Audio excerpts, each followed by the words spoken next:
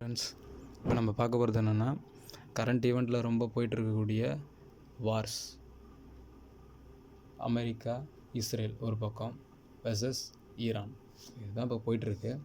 Iran மீதான அமெரிக்க Israel தாக்குதல். First தாக்கியது யாருன்னா, ஈரான் மீது அமெரிக்க இஸ்ரேல் தான் தாக்கியது. இது போர் ஏற்படுறதுக்கான மெயின், அதாவது உடனடி காரணம் என்னென்னா, ஈரானுடைய உச்சபட்ச தலைவர்னு சொல்லுவாங்க அயதுல்லா அலி கமனேனி, அவரை கொன்னுட்டாங்க. இதுதான் உடனடி காரணம். எங்களுடைய சுப்ரீம் லீடரே நீங்கள் கொன்னுட்டீங்களா, உங்களை விடவே மாட்டேன்னு அவங்க ஈரான் ரிட்டன் அட்டாக் பண்ணுறாங்க. அதாவது ரிவெஞ்ச் கொடுக்குறாங்க. அதுக்கு அவங்க வச்ச பேர் என்னென்னா ஆப்ரேஷன் ட்ரூ ப்ராமிஸ். சத்தியமாக உண்மையான சத்தியம், true promise. Operation true promise Iran சத்தியம் பண்ணிவிட்டு துவம்சம் பண்ணுறாங்க இஸ்ரேலையும் அதை சுற்றி இருக்கக்கூடிய அரபு கண்ட்ரிஸ். அதாவது அமெரிக்க தளவாடங்கள் இருக்கக்கூடிய UAE, Bahrain, Dubai, Abu Dhabi, Saudi Arabia, இந்த மாதிரி இஸ்ரேல் பல இடங்களை ஈரான் அட்டாக் பண்ணுறாங்க. ஓகே, அதுக்கு அடுத்தபடியாக பார்த்திங்கன்னா, இந்த நிகழ்வுகளில் ஃபஸ்ட்டு தாக்குனது ஈரான் மேலே அமெரிக்கா இஸ்ரேல் அதுதான் தாக்கிச்சு. தாக்குனாலும் பதிலடிக்க கொடுக்கக்கூடிய ஈரான் எதில் ஸ்ட்ராங்காக இருக்காங்கன்னா, பலிஸ்டிக் ஏவுகணையும் அதே போல் பலிஸ்டிக் ஏவுகணையிலையும் அதே போல் ட்ரோன் திறன்கள் இதில் அவங்க ஸ்ட்ராங்காக இருக்காங்க. இதை வச்சு அவங்க அனுப்பக்கூடிய மிசைல்ஸு, அவங்களுடைய கப்பலாக இருக்கட்டும், ஒரு சில விஷயங்களாக இருக்கட்டும், எல்லாத்தையும் அவங்க அடிக்கிறாங்க. அந்தளவுக்கு அவங்களும் ஒரு சில விஷயங்களில் ஸ்ட்ராங்காக இருக்காங்க. அதுக்கு அடுத்தபடியாக பார்ப்போம். போர் ஏற்பட மூல காரணம், அதாவது ப்ரைமரி ரீசனே இதுதான். என்னென்னா, கூட்டு விரிவான செயல் திட்டம் JCPOA புதுப்பிக்க முயற்சித்த போது, அதாவது கூட்டு விரிவான திட்டம் JCPOA என்னென்னா 2000, அதாவது 2000 ஆண்டுகளில் முற்பகுதியில் என்னென்னா, எல்லாருமே ரகசியமாக அணு ஆயுதம், அணு உலைகள், இந்த மாதிரி அணு ஆயுதம் தயாரிக்க முற்பட்டாங்க. இதை நம்ம ஒரு அளவுக்கு கண்ட்ரோல் பண்ணணும். இதை கண்ட்ரோல் பண்ணி வச்சாதான் நாடு இந்த உலகம் அமைதியாக இருக்கும். இல்லைனா இதுக்கு முன்பு ஏற்பட்ட 1945, அதாவது 2ஆம் உலகப் போர் 1939 to 1945, அதுவும் குறிப்பாக 45ல் ஜப்பான் மேலே என்ன பண்ணுறவங்க அமெரிக்கா, லிட்டில் பாய் ஃபேட்மேன் அப்படின்ற குண்டை ஹிரோஷிமா மேலேயும் நாகசாகி மேலேயும், அதாவது ஹிரோஷிமா மேலே லிட்டில் பாய், ஃபேட்மேன் அணுகுண்டை நாகசாகி மேலே போட்டுருவாங்க. இதனால் மிகப்பெரும் பாதிப்பு ஜப்பானுக்கு ஏற்படுது. இந்த மாதிரி கொடூரமான தாக்குதல் இதுக்கப்புறம் பண்ணக்கூடாது, யாரும் ஆயுதம் தயாரிக்கக்கூடாது. அந்த மாதிரி ஒரு சில விஷயங்களை பேஸ் பண்ணி கொண்டு வந்தது தான் இந்த விஷயங்கள். ஸோ அந்த JCPOAவில் 2015 அடிப்படையில் என்ன பண்ணாங்க அப்படின்னா, யுரேனியத்தை செறிவூட்டக்கூடாது, யுரேனியத்தை வச்சு எந்த விஷயமும் அணு ஆயுதம் தயாரிக்கக்கூடாது அப்படின்னு கொண்டு வந்தாங்க. அதுக்கப்புறம் JCPOAவில் என்ன பண்ணுறாங்க, 2018 அமெரிக்கா விலகிடுது. அமெரிக்கா விலகினதுக்கப்புறம் ஈரான் மறுபடியும் என்ன பண்ணுது, செறிவூட்டலை தொடங்கியது. அதான் அணு ஆயுதம் தயாரிக்க ஆரம்பிச்சிட்டாங்க. ஸோ இதுதான் ரீசன். அவங்க அவங்கக்கிட்ட அணு ஆயுதம் இருக்குது, ஈரான்கிட்ட அணு ஆயுதம் இருக்குது. அதை அவங்க மறைமுகமாக இன்னமுமே தயாரிச்சுட்டு இருக்காங்க. இதுபோல் குற்றச்சாட்டை அவங்க மேலே வச்சு மற்ற நாடுகளினுடைய கவனத்தை அந்த பக்கம் திருப்பி இப்போது அங்கே உள்ள ஈரானில் உள்ள எண்ணெய் வளத்துக்காகவும் அந்த அணுசக்தி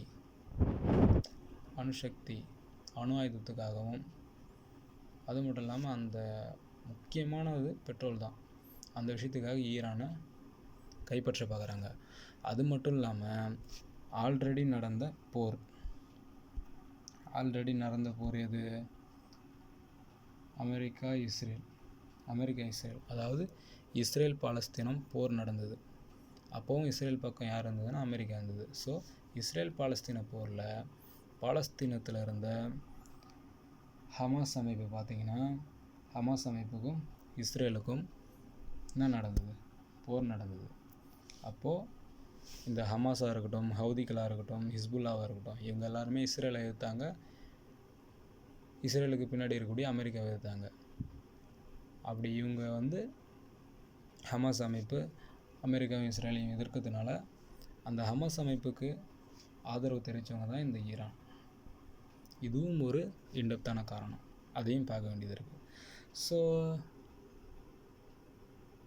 இஸ்ரேலுக்கும் ஈரானுக்கும் போர், அதனால் நமக்கு என்ன பாதிப்பு, நம்ம நாடு நல்லா தானே இருக்குது அப்படின்னு நம்ம நினச்சோன்னா அதில் ஒரு ட்விஸ்ட் என்னென்னா, இந்தியாவின் தாக்கங்கள் அப்படின்னு இது பார்த்தோன்னா ஈரானில் தான் நம்ம இந்தியாவோட சபஹர் துறைமுகம் இருக்குது.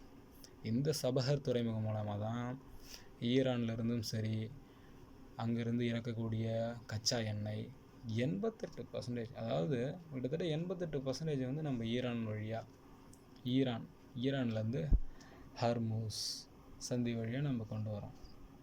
ஈரானில் கச்சா எண்ணெய் 88% ஹர்மூஸ் சந்தி வழியாக நம்ம நாட்டுக்கு கொண்டு வரோம். இப்போ இங்கே போர் நடந்தனால என்ன பண்ணுறாங்க, ஹர்மூஸில் இருக்கக்கூடிய அனைத்து கச்சா எண்ணெய், எல்பிஜி, எல்என்ஜி இந்த மாதிரி எடுத்துகிட்டு வரக்கூடிய அனைத்து கப்பல்களையும் நிறுத்தி வச்சிட்டாங்க. நிறுத்தி வச்சது மட்டும் இல்லாமல் அவங்களுக்கு சம்மந்தமான ஈரானுக்கு சம்மந்தமான எண்ணெய் கிணறுகளையும் கப்பல்களையும் அழித்தது அமெரிக்காவுடன் தொடர்பில் உள்ள நாடுகளுடைய எண்ணெய் கப்பல்களை ஈரான் அழித்தது. இந்த மாதிரி அழிக்கிறதுனால நமக்கு வர இருந்த கச்சா எண்ணெய் வரலை. அதே போல் LPG, LNG liquefied natural gas, அது எல்பிஜி லிக்விஃபைடு பெட்ரோலியம் கேஸு. இந்த எல்பிஜி வந்து எல்என்ஜியும் 60% வந்து ஹர்மூஸ் சந்தி வழியாக தான் வருது. இப்போ வராதனால தான் நமக்கு என்ன போச்சுன்னா எல்பிஜி தட்டுப்பாடு ஆகிடுது. நம்ம இந்தியாவுக்கு எல்பிஜி தட்டுப்பாடு ஆகிடுது. இப்போ கரண்ட்டில் எல்பிஜி தட்டுப்பாடு ஆகிடுச்சு. ஓகேவா?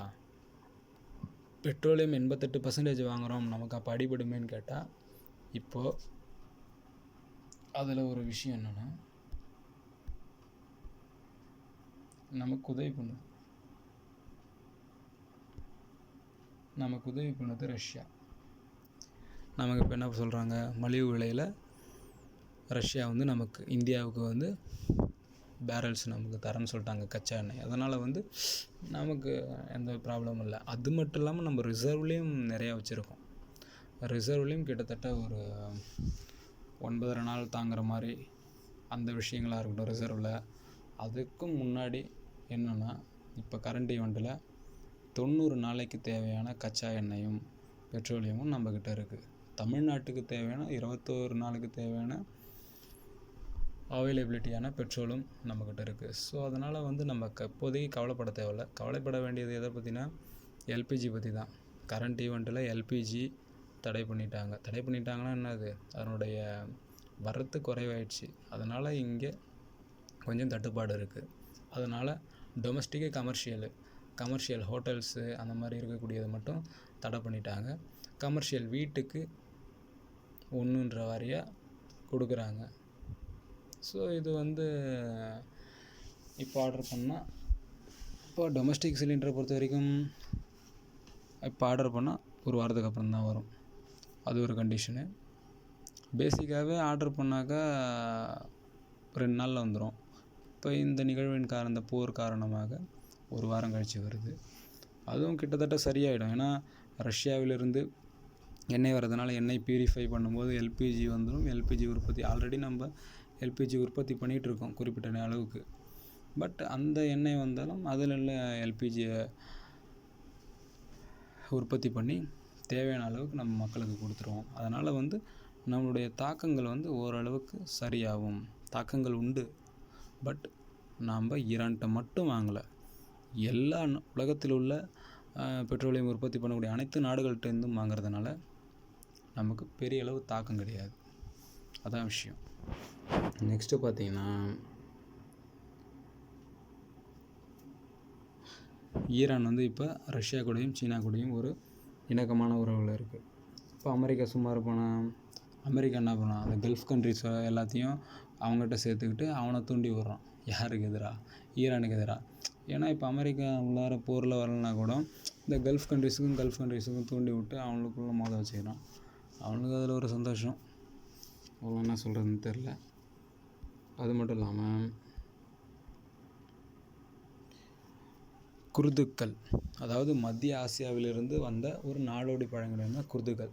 லெபனானு அந்த இடத்துலேருந்து மைக்ரேட் ஆகி வந்து இந்த ஆப்கானிஸ்தான் பக்கம் கொஞ்சம் இருக்காங்க. அப்புறம் பார்த்திங்கன்னா ஈராக் பக்கத்தில் இருக்காங்க, இஸ்ரேல் பக்கத்தில் இருக்காங்க. அப்புறம் தென்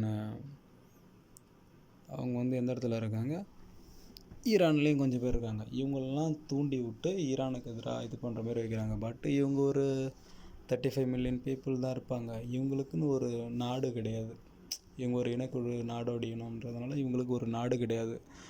முதல் வேர்ல்டு வார்லேயே வந்து இவங்களுக்கு ஒரு தனி நாடு அமைச்சு கொடுக்குறோம் அப்படின்னு சொல்லியிருக்காங்க உலகளவை. பட் இன்னை வரைக்கும் அது நடக்கலை. பட்டு அவங்கள வந்து ஈரானுக்கு எதிராக திருப்பி விட்றாங்க அமெரிக்கா. இதெல்லாம் வந்து தேவையில்லாத வேலை. பட்டு ரொம்ப தந்திரமாக அதெல்லாம் விஷயமும் பண்ணுது. ஓகே, அதுக்கு அடுத்தபடியாக வாங்க. இப்போ வந்து ஈரானோட உச்சபட்ச தலைவர் யார்? ஹயதுல்லா அலி கமனேனி. அவரை வந்து கொண்டுட்டாங்க. இப்போ அந்த இடத்துக்கு வந்த உச்சபட்ச தலைவர், ஈரானோட சுப்ரீம் லீடர் யாருன்னா அவருடைய மகன். அவர் யாருன்னா முஜ்தபா கமனேனி தான் இப்போ கரண்ட்டில் தலைவராக வந்திருக்கார், உச்சபட்ச தலைவராக. அதே போல் அமெரிக்காவினுடைய அதிபர் யார் அப்படின்னு கேட்காம டொனால்ட் ட்ரம்ப்பு. அதுக்கப்புறம் வந்து இஸ்ரேல், அமெரிக்கா கூட கூட்டத்தில் இருக்கக்கூடிய இஸ்ரேல். அப்போ இஸ்ரேல் பிரதமர் யார்? Benjamin Netanyahu. இதெல்லாம் வந்து தெரிஞ்சுக்கணும். ஏன்னா ரொம்ப சிம்பிளாக கேட்பாங்க. அமெரிக்காவோட பிரதமர் யார்? Donald Trump. இஸ்ரேலோட பிரதமர் பெஞ்சமின் நெதன்யாகு. ஈரானோட உச்சபட்ச புதிய தலைவர் யார்? முஜ்தபா கமனேனி. ஆனால் இவ்வளோ டைரெக்டாக கேட்க மாட்டாங்க. ஏன்னா ஒரு சில தேர்வுகளில் சிம்பிளாக, இந்த அளவுக்கு சிம்பிளாகவும் கேட்பாங்க. அதையும் நம்ம தெரிஞ்சு வச்சுக்கணும். ஸோ ஈரான் மீது தாக்குதல் நடத்தியது யார்? America, Israel. இதற்காக யுரேனியம் செறிவூட்டல் கூடாது, இதுதான் மூல காரணம். அதே போல் JCPOA வந்து என்ன அப்டேட் பண்ணணும். இதனால தான் பிரச்சனையாக. உடனடி காரணம் என்ன? இதோட உடனடி காரணம் அவருடைய ஈரானுடைய உச்சபட்ச தலைவர் ஹயதுல்லா அலி கமனேனி கொல்லப்பட்டது தான் இந்த ஈரான் இஸ்ரேல் போருக்கான முக்கிய காரணம். ஸோ இதை பற்றி கொஞ்சம் ஒரு சில டீட்டெயிலாம் நல்லா பார்த்துங்க. இந்த கரண்ட் ஈவெண்ட்லையும் இருக்கலாம், கரண்ட் ஈவெண்ட்ஸ்லையும் இதை பற்றி கேள்வி கேட்பாங்க. இந்த போர் ரிலேட்டடாக உள்ள ஒரு சில கேள்விகள் கேட்பாங்க கண்டிப்பாக. ஏன்னா TNSRBSI PCலாம் இந்த வார் ரிலேட்டடாக ஒரு கொஷினு கண்டிப்பாக சர்வதேச அளவில் இருக்கக்கூடிய நிகழ்வில் வந்து ஒரு கொஷினு கண்டிப்பாக வந்துடும். அதை படிச்சுக்கணும். Okay, thank you friends.